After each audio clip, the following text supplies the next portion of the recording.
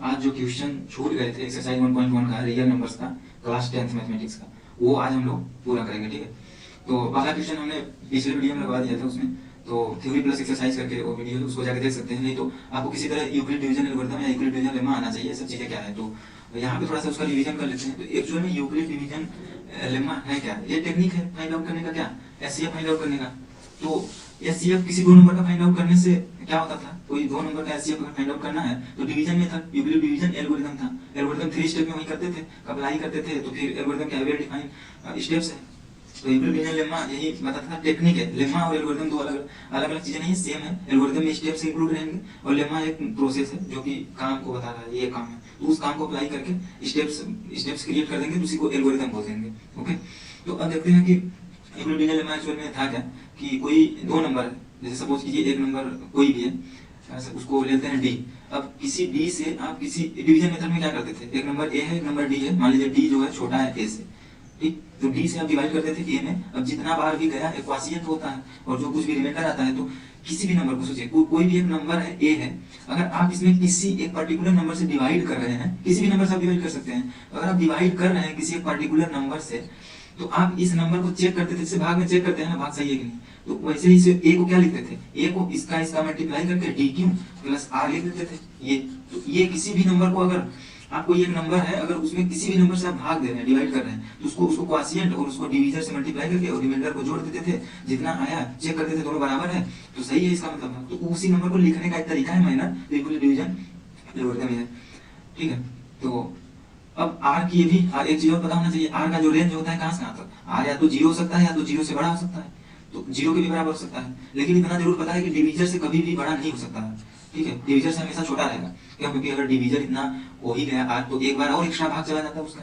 हाँ, और माइनस में ले जा नहीं सकते, ज्यादा बार ले जाएंगे तो गलत हो जाएगा, तो एक कम ही बार ले जाएंगे, तो जो भी रिमाइंडर आएगा वो डिवीजर से हमेशा कम ही आएगा, जो यहाँ पे है। ठीक है, ये ऑब्वियस सी बात है, इसको भाग देके आप चेक कर सकते हैं। तो यहाँ पे इतना चीज है, तो यही क्या यूक्लिड डिवीजन लेमा है, बता रहा है। अब इसी का स्टेप्स में अप्लाई करते जाएंगे, तो स्टेप्स बनता गया, तो उसी को यूक्लिड डिवीजन एल्गोरिथम बोल देते हैं। तो फाइंड एचसीएफ फाइंड आउट करने के लिए यूक्लिड डिवीजन जो एल्गोरिथम है 3 स्टेप में वही करते हैं, पहले अप्लाई करते हैं, फिर चेक करते हैं आर इक्वल टू 0 है कि नहीं है, तो फिर उसको आगे प्रोसेस कंटिन्यू करते रहते हैं जब तक रिमाइंडर 0 ना हो जाए। जब 0 हो जाएगा तो हमारा एचसीएफ फाइंड आउट हो जाता था। ठीक है, लेकिन अब इस क्वेश्चन को लगाते हैं, तो ये क्वेश्चन क्या है, उसी पे बेस्ड है यूक्लिड डिवीजन एल्गोरिथम पे। तो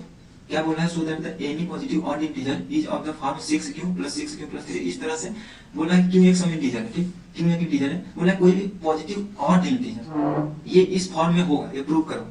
ये क्वेश्चन बोल रहा है कोई भी positive odd integer, positive odd integer मतलब ऑड इंटीजर क्या है, 1 3 इस टाइप से 5, तो ऑड इंटीजर है, तो उससे हमसे नहीं, मतलब हमको प्रूव करना है कि ये इस फॉर्म में होगा 6q + 3, मतलब q की जगह कोई इंटीजर रख दो, q क्या है, इंटीजर है, 1 रखोगे तो 6q क्या हो जाएगा, q = 1 रख दें तो क्या हो जाएगा, नंबर्स क्या हो जाएगा 7, यहाँ पे क्या हो जाएगा 9, यहाँ पे क्या हो जाएगा 11। तो इस तरह से ऑड इंटीजर आ रहा है, अगर q = कोई भी इंटीजर रख दो, 2 भी रखोगे तो यहाँ पे जो नंबर बन के आएगा वो ऑड में आएगा। ठीक, तो ये बोला इस फॉर्म में है, इसको प्रूव करो। तो प्रूव करते हैं। अब सपोज कीजिए आप कोई एक नंबर ले लीजिए, let a is a positive integer, a is a positive integer, ठीक, ऑड इंटीजर ठीक, क्योंकि ऑड प्रूव करना है। तो a is a positive odd integer, इसको हमने मान लिया कि जब कोई नंबर a है उसको पॉजिटिव ऑड इंटीजर मान लिए। अगर सोचो a है, इस फॉर्म में अगर हम ला दिए तो इसका मतलब प्रूफ हो गया कि ये ऑड इंटीजर इसी फॉर्म में होगा। तो इसको पहले मान लेते हैं, जो चीज नहीं पता है उसे मानना पड़ेगा। तो a is a positive odd integer. अब हमें अगर a को किसी से भी अब डिवाइड करके इसे इस फॉर्म में लिखना पड़ेगा, तो इस फॉर्म में, ठीक है, a = dq + r। तो अब हम लोग क्या करेंगे, एंड सपोज वैल्यू d की वैल्यू लेते हैं, ठीक, d = क्या लेते हैं 6, आप कुछ भी ले सकते हैं। क्यों, हम क्वेश्चन में दिख कुछ भी आप नहीं ले सकते, तो क्वेश्चन के अनुसार अगर देखेंगे तो 6 ही इसमें सुटेबल बैठेगा। मैं ये कहां से ले रहा हूं वैल्यू, क्वेश्चंस में देख के ले रहा हूं। ये अगर आप क्वेश्चन अलग रहेगा तो आप अलग वैल्यू ले सकते हैं, कोई प्रॉब्लम नहीं। आप मतलब a को हम क्या करना चाह रहे हैं, इस फॉर्म में दिखाना चाह रहे हैं, तो हम d जो डिवीजर है इसको 6 से भाग देना चाहते हैं। a को जो है ऐसा समझिए 6 से a में हम भाग देके जो भी क्वोशिएंट आएगा q और जो भी रिमाइंडर आएगा ऐसा करना चाह रहे हैं, तो हम तभी प्रूव कर पाएंगे इसको। तो देखिए अब क्या होगा, a को हम क्या लिख सकते हैं, a = मतलब dq + r के अगर फॉर्म में ऐसा लिखा जाए तो a = क्या हो जाएगा, d की जगह पे 6q + r की वैल्यू भी नहीं पता नहीं a मतलब एक क्या नंबर है कैसा है, तो r की वैल्यू भी नहीं पता है। लेकिन इतना जरूर पता है कि जो r की वैल्यू है, r should be greater than equal to 0 और लेस देन 6, इतना जरूर पता है। जो r की वैल्यू है ना वो कभी भी 0 से छोटी नहीं हो सकती। हाँ, 0 के बराबर हो गया 0 से बड़ी, लेकिन ये इतना भी पता है 6 के अंडर में ही रहेगा, 6 के नीचे। तो r की वैल्यू क्या क्या पॉसिबल वैल्यू है, r की क्या क्या पॉसिबल वैल्यू है, 0 हो सकता है, 1 हो सकता है, और 2 हो सकता है, 3 हो सकता है, 4 हो सकता है, 5 हो सकता है, लेकिन 6 नहीं। 6 से छोटा है, देखिए 6 से छोटा 6 हो जाएगा तब तो एक बार और भाग चला जाएगा, तो 6 नहीं हो सकता, रिमाइंडर कभी भी डिवीजर से बड़ा नहीं हो सकता, ठीक है। तो r की पॉसिबल वैल्यू इतनी है, तो बताओ a की पॉसिबल वैल्यू क्या क्या आ सकती है, a की। अब a इक्वल टू क्या हो जाएगा, अगर r इक्वल टू 0 रख देंगे तो a इक्वल टू क्या आ जाएगा 6 क्यों, ठीक। ये कब, इफ r इक्वल टू 0, ठीक। अब a इक्वल टू 6 क्यों था, अगर r इक्वल टू 1 रख देंगे तो 6 क्यों प्लस 1 हो जाएगा, 6 क्यों प्लस 1 कब, जब if r equal to 1, okay. अब a equal to 6 q plus 2 कब, इफ r इक्वल टू 2 रख देंगे, a equal to 6 q plus 3 if r equal to क्या रख देंगे, इफ r इक्वल टू 3 रख देंगे, तो a equal to 6 q plus 4 if r equal to 4, a equal to 6 q plus 5 if r equal to 5। अब ध्यान से देखिए कि जो हमारी वैल्यूज है, a की कितने वैल्यूज आ गए, 2 2 4 6 वैल्यूज आ गए a की। अब इसमें से हमें आइडेंटिफाई करना है कि कौन कौन ऑड हो सकता है, इसको हम इजीली आइडेंटिफाई कर लेंगे। इवन क्या है, जो 2 से डिविजिबल नंबर होता है, 2 से डिविजिबल हो। ऑड क्या होता है, जो 2 से डिविजिबल ना हो उसे ऑड बोलेंगे, ठीक। तो ये चीज हम यहाँ पे अप्लाई करने वाले हैं। तो a की जो पॉसिबल ऑड वैल्यू है, ऑड पॉजिटिव इंटीजर कब कब हो सकता है, ये देखिए a हमारा ये 6 क्यों है, ये 6 क्यों क्या है ये, और 6 क्यों देखिए 6 2 से डिविजिबल हो जाएगा, 6 से ही डिविजिबल हो जाएगा, तो क्यों से कोई मतलब ही नहीं, क्यों कुछ भी हो। अगर 6 2 से डिविजिबल हो गया तो क्यों का वैल्यू कुछ भी हो, पूरा नंबर ही डिविजिबल हो जाएगा 2 से। जैसे मान लीजिए 6 × 3 है, ये भले ऑड है, क्यों ऑड है, लेकिन जब यहाँ 2 से हम डिविजिबल देंगे तो ये तो पूरा भाग चला जाएगा 2 3 से, ठीक। इसका मतलब ये ऑड कुछ भी बन जाएगा तो इवन नंबर होगा, इसका मल्टीप्लाई होगा, तो ठीक है, सिंपल सी बात है। तो 6 क्यों एक इवन नंबर हो गया, एंड ऐसे ही देखिए 6 क्यों प्लस 1 एक ऑड होगा, 6 क्यों प्लस 2, 6 क्यों प्लस 2 क्या होगा, एक इवन होगा, क्यों, क्योंकि 6 क्यों प्लस 2 है, इसमें से 2 अगर कॉमन ले लेंगे तो बाहर आ जाएगा, 2 से 2 डिविजिबल हो जाएगा, तो 6 क्यों प्लस 2 भी एक इवन नंबर होगा। 6 क्यों प्लस 4 ऐसे क्या होगा, एक इवन नंबर होगा, ठीक। क्यों का वैल्यू कुछ भी आप ले लीजिए, क्यों का वैल्यू आप इंटीजर में कुछ भी ले लीजिए, ये हमेशा इवन ही आने वाला है। तो ये सब वैल्यू क्या होंगे, ये सब वैल्यू a यहाँ पे क्या है, इवन है, a यहाँ पे इवन है, लेकिन a की ऑड पॉसिबल वैल्यू क्या क्या है, ऑड पॉजिटिव इंटीजर है। हमने क्या माना था शुरू में, a एक ऑड पॉजिटिव इंटीजर, तो ये सब वैल्यू तो खराब हो गई, इसका कोई वैल्यू नहीं है, क्यों, क्योंकि a को हम शुरू में क्या माने थे, a को हम इनिशियल में माने थे a is A odd positive integer, लेकिन इवन वैल्यू हमको जरूरत ही नहीं, तो उसका मतलब ही नहीं कोई। तो a की क्या क्या वैल्यू आ गई, ऑड वाली जो आई है, तो 6 q plus 1 and 6 q plus 3, 6 q plus 5, तो ये हमारा क्या हो गया, प्रूफ। तो a is in the form of 6 q plus 1, 6 q plus 3, 6 q plus 5, एक प्रूफ हो गया, ओके। अब देखते हैं थर्ड क्वेश्चन। ये क्वेश्चन क्या बोल रहा है कि एक आर्मी है जिसमें 616 मेंबर्स हैं, ओके, और ये मार्च करने वाले हैं किसमें, और उसके पास जो बैंड मेंबर्स हैं 32 मेंबर्स हैं। ऐसा समझिए जैसे रिपब्लिक डे, इंडिपेंडेंस डे को कोई परेड होने वाला है, तो जो बैंड वाले आदमी होते हैं आगे खड़े होते हैं, तो वो 32 हैं, ठीक है, 32 बैंड वाले हैं। इसको पहले समझ लेते हैं, लगा लेते हैं, सिंपल क्वेश्चन है, पहले समझना इसको जरूरी है। और टोटल जो 616 आर्मी है, ठीक, 616 आर्मी है, आर्मी 616 है, बैंड जो कराने वाले हैं वो 32 है, ऐसा समझो। अगर 32 को हम बोल देते 32 को खड़ा हो जाओ एक ऐसे कॉलम में, इधर 32 1 2 3 4 ऐसे लाइन बना लेते, तो कितने कॉलम ऐसे बन जाते, 32 कॉलम बना के ये लोग परेड करा सकते थे, ओके। लेकिन एक शर्त रख दिया, एक देखो कंडीशन रख दिया कि सेम नंबर, पहली बात तो 2 ग्रुप में इसे कराना है, ठीक, 2 ग्रुप में बांट दिया कि एक ग्रुप इधर कर लो, एक ग्रुप ये बना लो, ग्रुप 1 ग्रुप 2। बड़ा हो रहा था, ज्यादा बड़ी हो गई तो इसको 2 ग्रुप में बांट दिया गया। पहले क्वेश्चन समझ रहे थे, कुछ है नहीं इसमें, एचसीएफ ही निकालना है, लेकिन क्यों निकालना है एचसीएफ इसको पहले समझते हैं। तो इसको 2 ग्रुप में बांट दिया, ग्रुप 1 ग्रुप 2। तो अब इसमें बोल दिया गया जो बैंड वाले थे, कुछ बैंड वाले इसमें चले आए, कुछ बैंड वाले इसमें, और फिर परेड कराएंगे। लेकिन इसमें एक और कंडीशन रख दिया, सेम नंबर ऑफ कॉलम, जितने कॉलम इसमें बने ना 3 4 5 जो भी बन रहा है 6 7, इसमें भी उतने ही कॉलम होने चाहिए, ज्यादा कम नहीं होना चाहिए। तो अब क्या होगा, दोनों में सेम नंबर होने का मतलब क्या है, मैक्सिमम, ये भी पूछ रहा है कि मैक्सिमम नंबर ऑफ कॉलम्स, ठीक है। तो हाईएस्ट कॉमन फैक्टर ही होता है जो दोनों में कॉमन होता है। हाईएस्ट का मतलब मैक्सिमम, हाईएस्ट ज्यादा से ज्यादा, कॉमन मतलब जो दोनों में कॉमन हो। तो दोनों में अगर सेम नंबर ऑफ निकालना है तो इसका मतलब कि हमें क्या करना होगा, दोनों का एचसीएफ निकालना होगा, तब तो पता चलेगा क्या हाईएस्ट दोनों में कॉमन है। तो जितना एचसीएफ आएगा वही क्या हो जाएगा, मैक्सिमम नंबर ऑफ कॉलम। तो ऐसे करना था, ठीक है। इस क्वेश्चन को एक्चुअल में एचसीएफ निकालना है। क्यों निकालना है? क्योंकि पता चल गया। ऐसे अगर करते सिंपली तो 32 तो कॉलम बना लेते हैं, लेकिन ये सवाल बोला ही नहीं। ऐसे सिंपली बना सकते थे पहले, लेकिन बोला है 2 ग्रुप में इसे बांट दो, इसके बाद 616 जो मेंबर थे उसको 2 ग्रुप में बांट देते हैं। फिर अब कितना कितना होगा वो बाद में पता चलेगा। सेम नंबर ऑफ कॉलम भी होने चाहिए, जरूरी है। जितने भी बैंड वाले आदमी हैं सेम नंबर ऑफ कॉलम में आएंगे, तो कितने आएंगे वो देखते हैं। एचसीएफ निकालते हैं, सेम नंबर आ गया तो दोनों में सेम कब रहेगा, और मैक्सिमम सेम। तो क्या होगा, एचसीएफ ही निकालना पड़ेगा, तभी तो मैक्सिमम कॉमन निकलेगा दोनों में। कितना है, जितना इसमें उतना इसमें कॉलम होना चाहिए। तो क्या करते हैं, सिंपली हम लोग इसका जो सोल्यूशन है क्या करते हैं, 32 जो आंसर इसका होगा एचसीएफ ऑफ 32 एंड 616 का एचसीएफ निकाल देंगे, तो यही चीज हमारा आ जाएगा आंसर होगा। ठीक, यही हमारा आंसर होगा। पहले निकालते हैं, इक्वल डिवीजन एल्गोरिथम का हम लोग यूज कर लेते हैं, सिंपली निकल जाएगा। इसमें जो 32 है वो लेस देन किससे है, 616 से। तो ये 616 को क्या लिख सकते हैं, इक्वल टू, अगर इसको ऐसा कर दे डिवीजन मेथड से, 32 से 616 में भाग देते थे, जितना यहाँ पे आएगा तो कुछ मतलब 32 टाइम्स डी, ये डी हो गया। यहाँ पे क्यों कुछ आएगा, डी क्यों, अब क्या आएगा वो चीज चेक करना पड़ेगा, और प्लस आर कुछ रिमाइंडर आएगा। जब पता करेंगे कब, जब भाग देखें तो देखिए ये 32 है। अगर ये 30 टाइम्स है, अगर 10 बार ले जाएंगे कितना जाएगा, 320। अगर आप लगभग इसे 19 बार ले जाइए, ठीक, तो ये कितना हो जाएगा 38। एक बार चेक कर लेते हैं, 19 2 3 608, तो 608 जा रहा है 19 टाइम। तो इसका मतलब कि क्यू की वैल्यू कितनी आ गई, 19 टाइम्स गया डी क्यू, और प्लस आर कुछ रिमाइंडर बचेगा, तो ये मतलब 608, तो रिमाइंडर कितना बचेगा 8, तो रिमाइंडर 8 हो गया। अब हमारा ये जो न्यू डिवीजन हो गया, ये हमारा क्या हो गया, डिवाइडेड हो गया। तो 32 इक्वल टू कितना हो जाएगा, 32 इक्वल टू 8, डिवीजन हो गया 8 इंटू कुछ यहाँ पे क्वोशिएंट आएगा प्लस रिमाइंडर कुछ आएगा। तो फिर से उसको देख लेते हैं, क्वोशिएंट क्या आने वाला है। इस बार पूरा भाग चला जाएगा इसमें, 8 से अगर 32 में करेंगे क्या हो जाएगा, 4 पूरा 4 टाइम्स जाएगा, 4 टाइम्स जाएगा और रिमाइंडर 0 हो जाएगा पूरा। तो रिमाइंडर 0, इसका मतलब ये डिवीजन जो है 0 कर दिया, यही हमारा क्या है एचसीएफ हो जाएगा। तो सिंपली क्या आ जाएगा, मैक्सिमम कितने कॉलम बनेंगे, 8 कॉलम। तो एचसीएफ ऑफ जो होगा 32 एंड 616 का 8 हो जाएगा। तो मैक्सिमम कितना कॉलम आएगा, मैक्सिमम 8 कॉलम्स बनेंगे, 8 columns they can march, okay, दे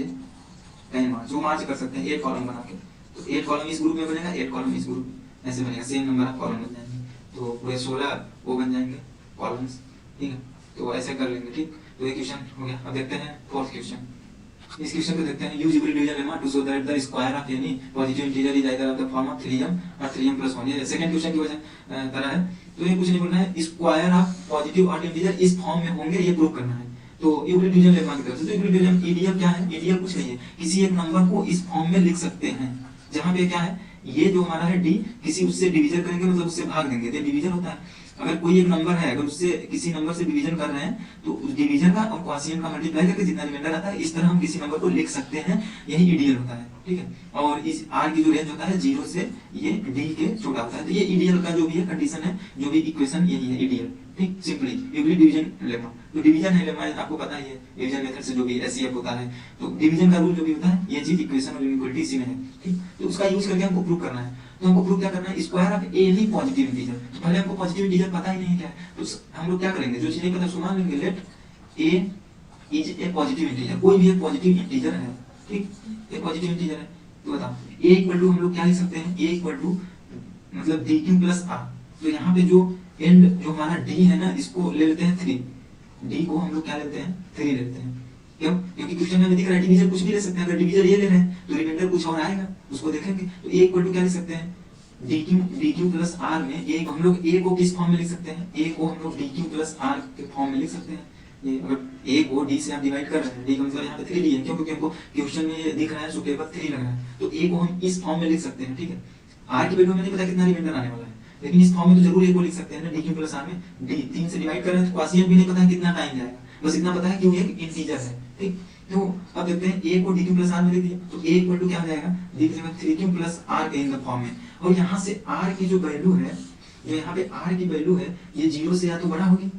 और या तो बराबर होगी,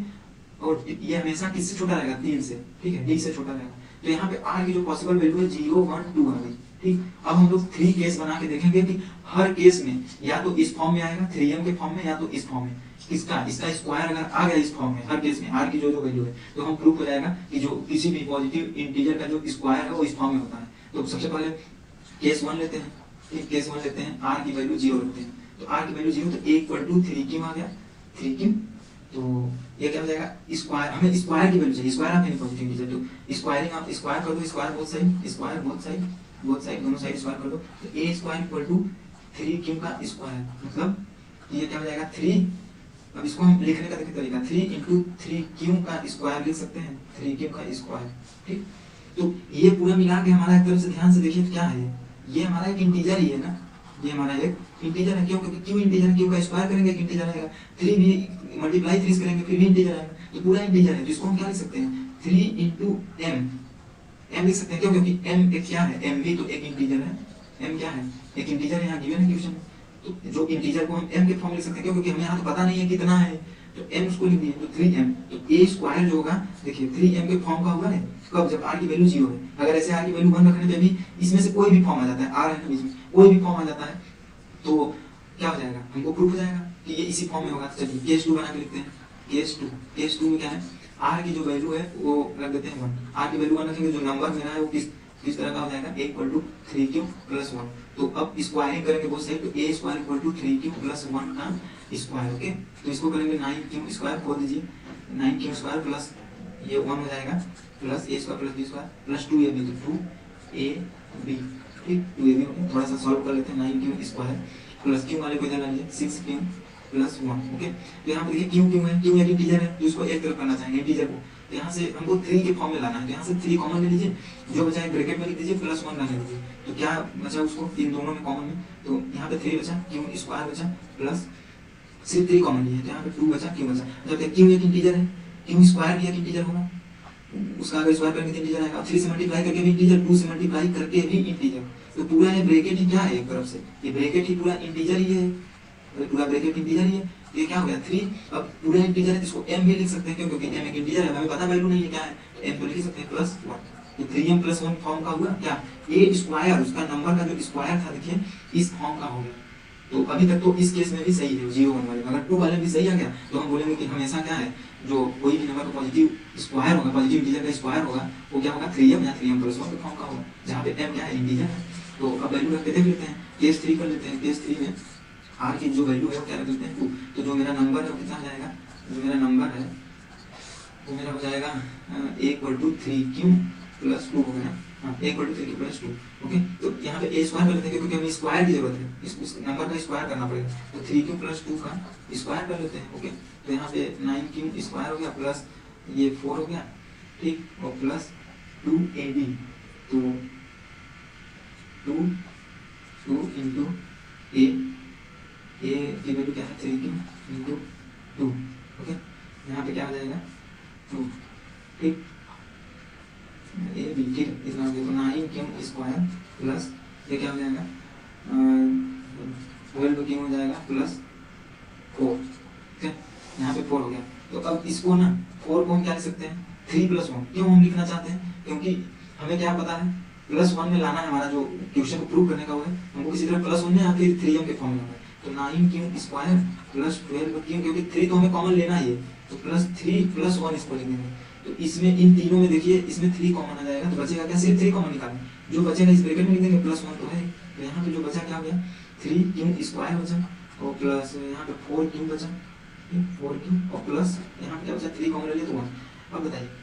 जो q क्या है, एक इंटीजर है, गिवन है, q क्या है एक इंटीजर, कुछ भी इंटीजर है, तो इसका स्क्वायर करेंगे तो भी तो एक इंटीजर ही आएगा, और इसमें कुछ ऐड करेंगे अगर q स्क्वायर प्लस 1 इस तरह से तो भी एक इंटीजर आएगा, तो ये पूरा ब्रैकेट ही क्या है, एक ब्रैकेट ही ये हमारा इंटीजर है, हाँ, तो हम क्या लिख सकते हैं 3, एक पूरा इंटीजर है तो m लिख सकते हैं प्लस 1, तो देखिए जब r की वैल्यू हमने क्या रखा, r की वैल्यू 2 रखा, तो फिर भी क्या आ गया 3m प्लस 1 के फॉर्म में, इसका मतलब क्या प्रूफ होता है कि जो a स्क्वायर होगा, जो a square in the form of a square is always in the form of a square is always in the form of किसके फॉर्म में होगा, ये 3m और 3m प्लस 1 के फॉर्म में होगा, तो कोई भी पॉजिटिव, ये क्या है, ये क्या था एक पॉजिटिव इंटीजर था, तो पॉजिटिव इंटीजर का स्क्वायर, कुछ भी पॉजिटिव इंटीजर का स्क्वायर हमेशा किस फॉर्म में होगा, इस फॉर्म में, ठीक है। अब देखते हैं नेक्स्ट क्वेश्चन, अब देखिए सेम क्वेश्चन है, बस उसी का क्या है, हमें क्यूब ऑफ यानी पॉजिटिव इंटीजर इस फॉर्म में हमें प्रूव करना है, जिस तरह का कुछ भी क्वेश्चन है हम प्रूव कर लेंगे, जितना जरूर पता होगा, ठीक। तो क्यों बात है, तो यहाँ पे आपको समझ में आ रहा है डी की वैल्यू आप 9 सोच रहे हैं, डी की वैल्यू 9 मत लीजिए, क्यों, क्योंकि ये ध्यान सोचिएगा डी की वैल्यू 9 ले लेंगे तो आर की वैल्यू क्या आ जाएगी, 8 आ जाएगी, ठीक, आर की वैल्यू 0 1 2 3 4 5 6 7 8 तक जाएगी, ठीक,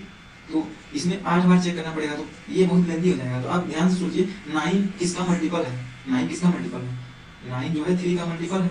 3 का जो मल्टीपल है वो 9 होता है, तो सबसे छोटा वाला ले लीजिए जो उसका मल्टीपल है, क्योंकि क्यूब करना है तो क्यूब करेंगे तो उसी में आ जाएगा 9, 3 अगर कर देंगे तो 27 में भी 9 आ जाएगा, इसमें दिख रहा है 9 × 3, तो हमें क्या करना है, सबसे उसका जो मल्टीपल है वो वाली वैल्यू लेनी है, छोटी वैल्यू जिसका वो मल्टीपल है, यहाँ पे डिवीजन जो आ रहा है, तो यहाँ पे हम लोग क्या करेंगे, वही सेम प्रोसीजर है, क्या है कि हम लोग यूक्लिडियन लेमा से प्रूव करना है क्यूब यानी पॉजिटिव इंटीजर, सबसे पहले क्या करेंगे, एक हम लेट कर देंगे positive integer, let a is any positive integer, any positive integer, इसको मान लिए कि जो a एक हमारा नंबर है ये कोई भी पॉजिटिव इंटीजर है, ठीक, इसको मान लीजिए। अब हम लोग a को कैसे लिख सकते हैं, अप्लाई करेंगे a = dq + r के फॉर्म में, एंड मतलब यहाँ पे हम मान लेते हैं एंड d का वैल्यू क्या लेते हैं 3, डिवीजन की वैल्यू 3 लेते हैं, तो मान लो इसे हम जो इस a को ना हम 3 से डिवाइड कर रहे हैं, 9 से डिवाइड नहीं कर रहे हैं, a को हम 3 से डिवाइड कर रहे हैं, जैसे a है हम 3 से डिवाइड करेंगे, हमारी मर्जी है हम 3 से करेंगे, हमको जो क्वेश्चन में नीड लगेगी वो ले सकते हैं, तो 3 से डिवाइड करेंगे तो यहाँ पे कुछ क्वोशिएंट आएगा और यहाँ पे कुछ रिमाइंडर आएगा, तो a को क्या लिख सकते हैं 3q + r के फॉर्म में लिख सकते हैं इस तरह, और r की वैल्यू जो होगी 0 से बड़ा या 3 के इस तरह लिख सकते हैं, तो यहाँ पे a की जो वैल्यू होगी 3q + r हो जाएगी, ठीक, तो 3 ले लिए। अब r का जो रेंज होगा पता है हमें 0 से बड़ा होता है और 3 से हमेशा छोटा होगा, तो r की जो यहाँ पे वैल्यू आएगी 0 1 2 आएगी, 3 पॉसिबल वैल्यू जाएगी, अगर इन 3 पॉसिबल वैल्यू में हमें दिखा दिए कि जो इसका क्यूब करके इस फॉर्म में आ गया तो हम प्रूव कर देंगे इस फॉर्म में होता है, तो सबसे पहले हम क्या लेते हैं, जो r की वैल्यू है वो 1 लेके करते हैं, केस बना के करना पड़ेगा, केस 1 है, r की वैल्यू हमने 0 रख लिया, जो हमारा नंबर था ये था मेरा नंबर, तो जो मेरा नंबर है a, ये मेरा क्या हो जाएगा 3q + 0, तो a की जो वैल्यू है वो क्या हो जाएगी 3q हो जाएगी, तो यहाँ पे जो हमारा a की वैल्यू है 3q, हमें क्या चाहिए, हमें क्यूब करना चाहिए, तो क्यूब कर दो, क्यूब बहुत सही, दोनों साइड क्या कर दो क्यूब कर दो बहुत सही, तो a क्यूब जो होगा वो 3q का क्यूब हो जाएगा, अगर यहाँ से हमें 3q का क्यूब करेंगे 27 क्यूब का क्यूब होगा, ठीक है, तो यहाँ से अगर ध्यान से देखिए तो क्या हो जाएगा, हमारा a क्यूब जो होगा इसको थोड़ा सा लिखने का तरीका है, इसमें 9 मिल जाएगा हमें, इसीलिए बोले थे 3 लीजिए, तो क्यूब होगा 9 इसमें मिल जाएगा, 9 इंटू क्या आ जाएगा 3q, ठीक, मतलब 9 इंटू ऐसा आ जाएगा कुछ 9 इंटू 3 इसमें 27 हो गया, और क्यूब है, और ध्यान से देखिए क्यूब हमारा क्या है, क्यूब हमारा एक इंटीजर है, ये चीज हमारा इंटीजर है, तो किसी इंटीजर का क्यूब करेंगे ये भी इंटीजर आएगा, और ये पूरा 3 से मल्टीप्लाई करेंगे तो भी एक इंटीजर आएगा, ये क्या है एक इंटीजर आएगा, तो हमारा मतलब a क्यूब किस फॉर्म का हो गया 9। अब आपको शुरू में क्वेश्चन में क्या दिया है कि जो m क्या है एक इंटीजर है, m क्या है एक इंटीजर है, ठीक है, तो हमारा किस फॉर्म में हो गया 9m फॉर्म में, क्यूब देखो किसी नंबर का क्यूब किस फॉर्म में हो गया m फॉर्म में, नंबर तो ये है 3q प्लस जो 3q है उसका क्यूब किए तो 9 इंटू m फॉर्म में आ गया, तो ये पहला केस लेना होगा। सेकंड केस लेते हैं, केस 2, ठीक क्या है r की वैल्यू 1 रख देते हैं, अगर कोई भी इसी फॉर्म में आ रहा है 9m प्लस जो दिया है 9m प्लस जो भी है ये 9m + 1 9m + 8, इस फॉर्म में अगर इसी के अंदर कोई यही वैल्यू आ रहा है बार-बार, इसका मतलब कंफर्म हो गया कि जो भी पॉजिटिव इंटीजर होगा उसका क्यूब जो होगा ये इसी फॉर्म का होगा, तो करके देख लेते हैं। तो हमारा r = 1 है, r = जब 1 रखेंगे तो a की वैल्यू क्या हो जाएगी 3q प्लस ये 3q + 1 हो जाएगी, तो क्यूब करेंगे तो a³ = 3q + 1 का क्यूब होगा, ठीक, तो इसे थोड़ा खोलने आना चाहिए, a + b का होल क्यूब लगाते हैं तो 3q का क्यूब हो जाएगा a³ + b³ + 3a²b मतलब a² 3q का स्क्वायर, एक a²b